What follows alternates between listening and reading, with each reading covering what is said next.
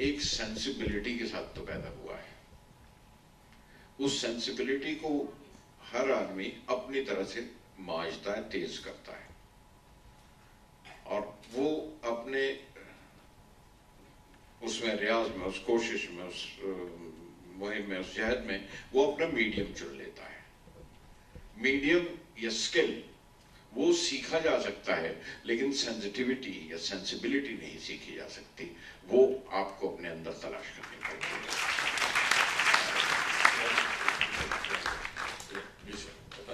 On behalf of all these students, I'm really very grateful for Gulzar Sahab sparing so much of time and effort to be with us here.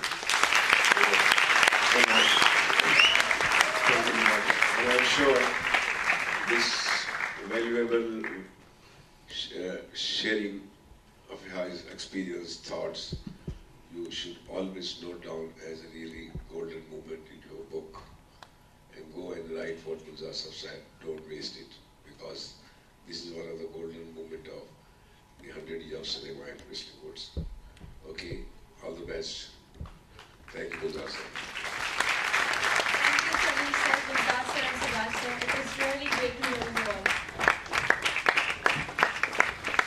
Now we will be having a 5-minute break, after which we will be having a workshop with Saroj Khan.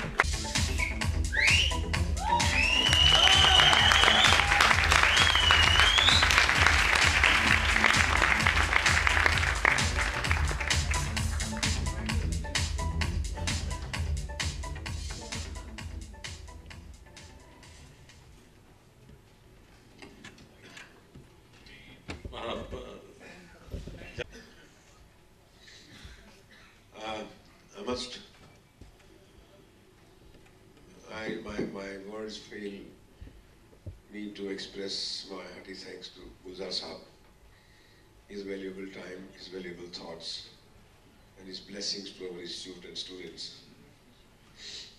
I did not go to invite him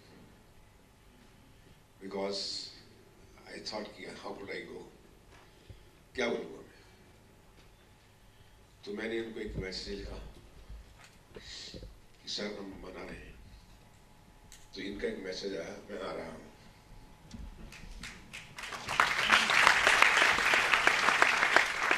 फिर मैंने कहा मैं आ रहा हूँ आपको मिलने, कोई जरूरत नहीं, मेघना को बोलना मेरे टच में रहे, मैं आ जाऊंगा।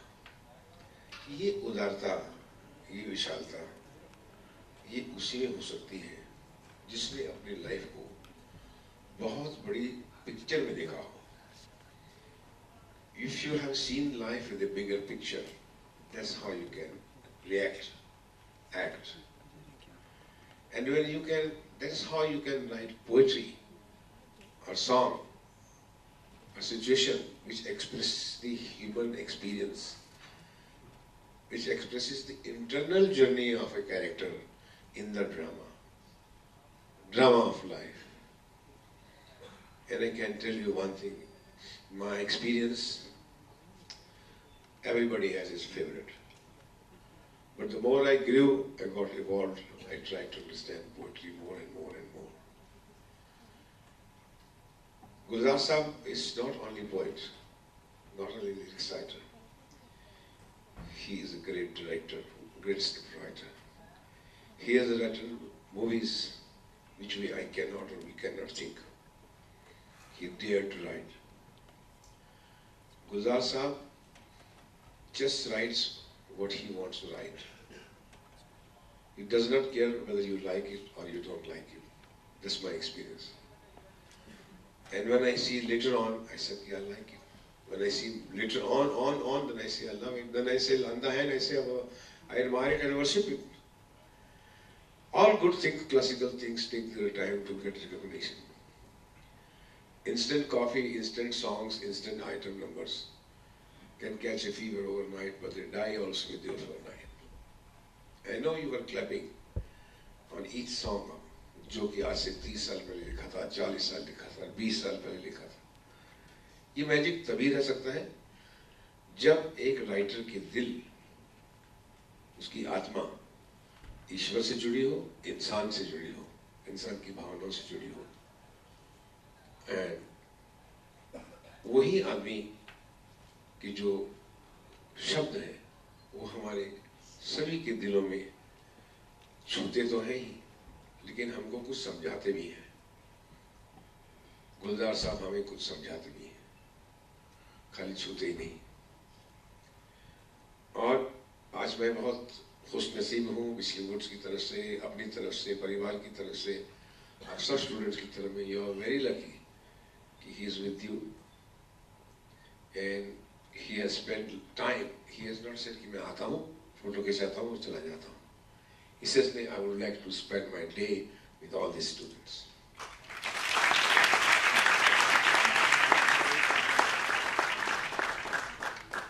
इनका विश्लेषण, क्रिटिसिज्म, क्रिटिकल एप्रिसिएशन करना मेरे बस की बात तो नहीं कि मैं उनसे कुछ सवाल पूछूं, ऐसा तो हो नहीं सकता।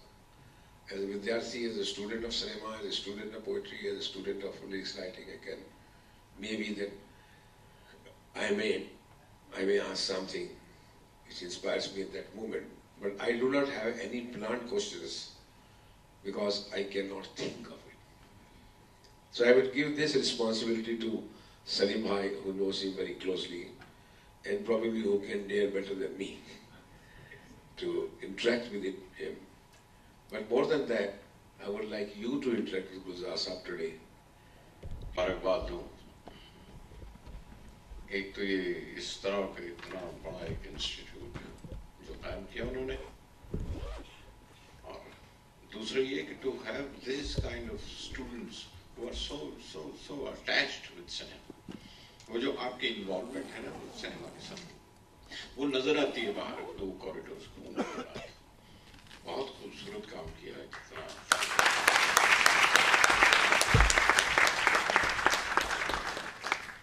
I can only assure you, if anything happens to this institute, I will be the saddest man in the city. And I will stand with you for anything I can do to save this institute.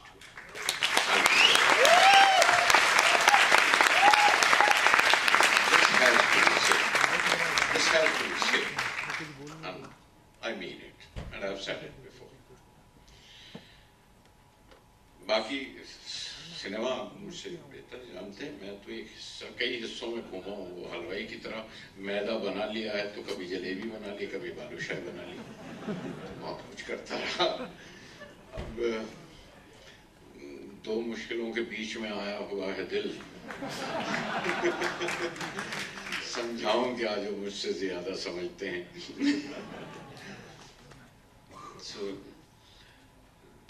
Shayari of course has been a passion with me.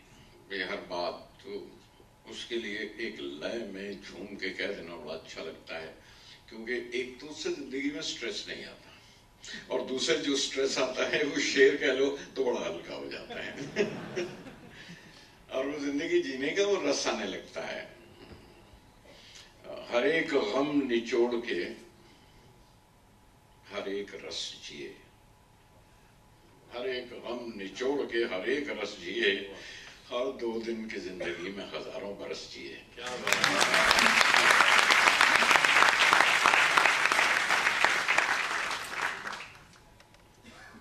जिस वक्त नज्म कहनी हो तो जो महसूस होता है या जो आप कहना चाहते हैं, जो आपका ख्याल है, जो आपकी कमिटमेंट है, या जिन उसूलों के साथ, जिस आइडियोलॉजी के साथ आप जीते हैं, वो जिंदगी हर वक्त आपको छूती रहती है चारों तरफ से। वो हवा की तरह है। एंटीनाज अगर खुले हों तो आपको हर वक्त जिंदगी कुछ ना कुछ कह के जाती है, छू के जाती है, ब्रूज करके जाती है, ब्रश करके जाती है, आपको हवा के झोंके से खींच भी लेती है जिस तरफ जो जी चाहे, जो महसूस हो। अगर आप चौकन्ने हैं, अगर आपको मालूम है कि क्या कह के गई है हवा, गुम हो जाए तो गुम हो जाए, झोंका था निकल गया। लेकिन फिल्म का गीत कहते हुए आपके ऊपर पाबंदियां हैं, तो यकीन मानिए कि फिल्म का गाना लिखना नज्म से ज्यादा मुश्किल है। क्योंकि नज्म तो आप अपनी मर्जी से कहेंगे, अपनी मर्जी से उसका मीटर भी निकाल लेंगे, और आपको जो बात कहनी है वो कहीं आपके जहन में आई है, आप उसे चर्न करते हैं, उसको शक्ल देते हैं, और लिख लेने के बाद भी उसे परख लेते हैं।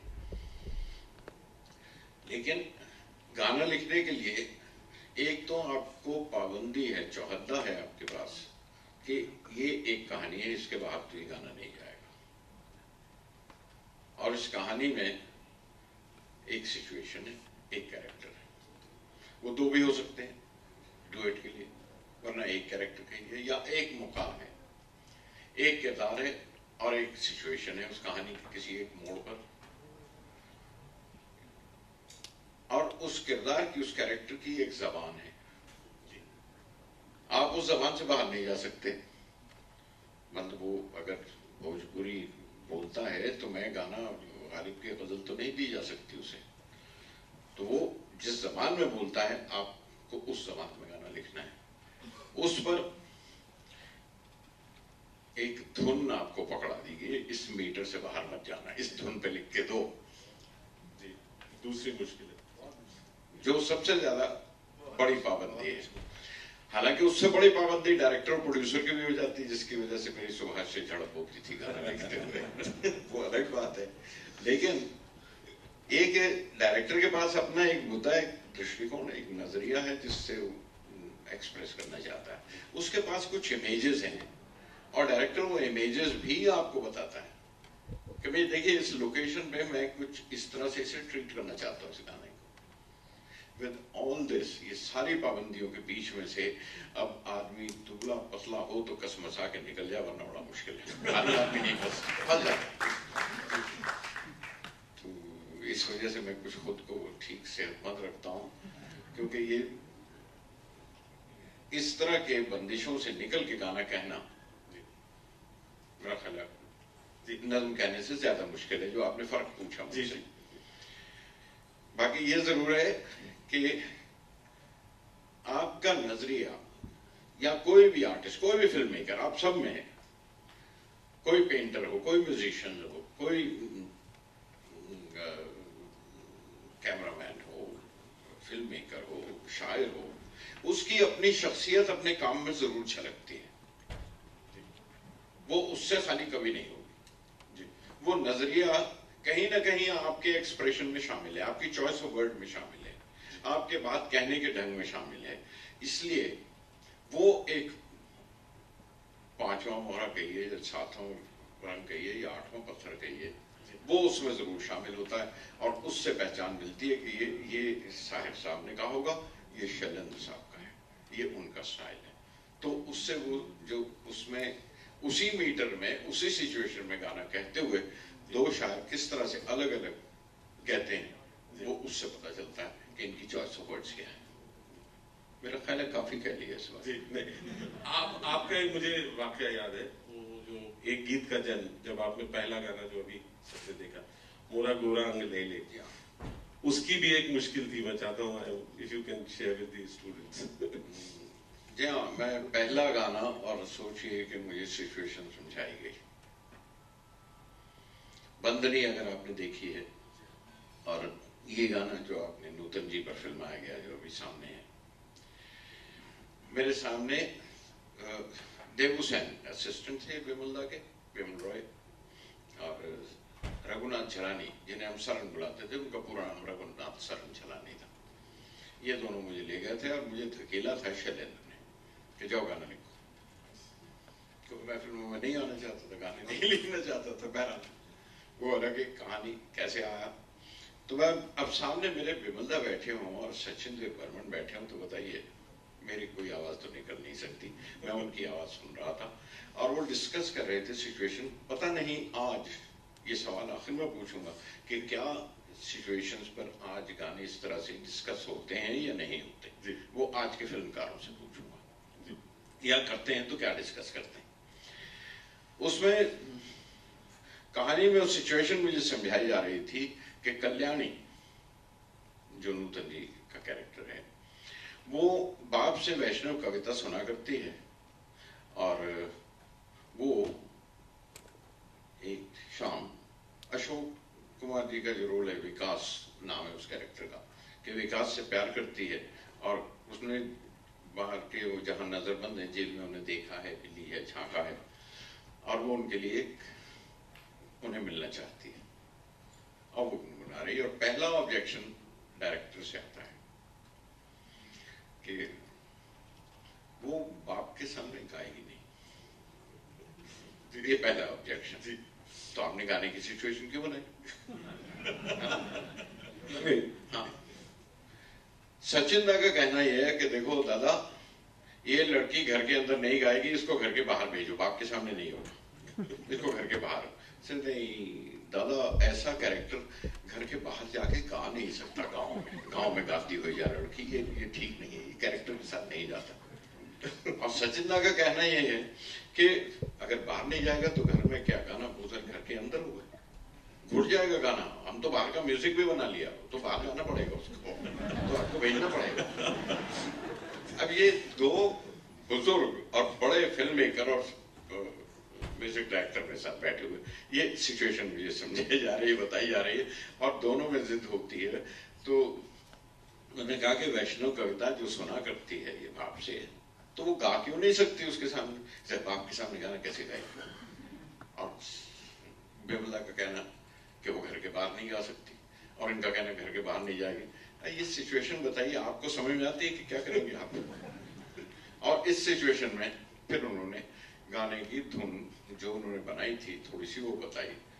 सचिन दा ने हारमोनियम लिया, पंचम आर.डी. बर्मन जो उनको असिस्ट भी करते थे साथ में, डग्गा लेकर आया करते थे बायां, उसके ऊपर बैठे हुए, और दादा ने जरा सी धुन बताई, देखो बहुत अच्छा गाना है, इसमें बाहर जाना बहुत जरूरी है लड़की का, इसलिए मैं तुमको बताता हूँ, तुम सुनो। तो उन्होंने ला ला ला ला ला ला ला ला इस तरह से गा के खाया। तो पंचम की तरफ देखा तो पंचम ने उसे इम्प्रोवाइज किया, ला ला ला दा दा दा दा। मैं कही ला ला ला से दा दा दा तक कुछ तो फर्क हुआ। और ये धुन और ये मीटर, ये मुझे समझा दिया गया, और उनसे कहा कि अच्छा नहीं तो ऐसा करो, तुम वहां गाना नहीं, कोई कविता लिख के दो जो वो गा सके ये लड़की, और बनाओ सिचुएशन, देखते हैं। और ये सिचुएशन लेकर, इतनी सी सिचुएशन लेकर मैं चलाया। सरन से बैठ के मैंने वो वैष्णव कविता जितनी उसने पढ़ी थी सीन में और जो सुनी थी वो सुनी, और मेरा जी चाहा कि मैं इसके ऊपर सिर्फ तता लिख के दे।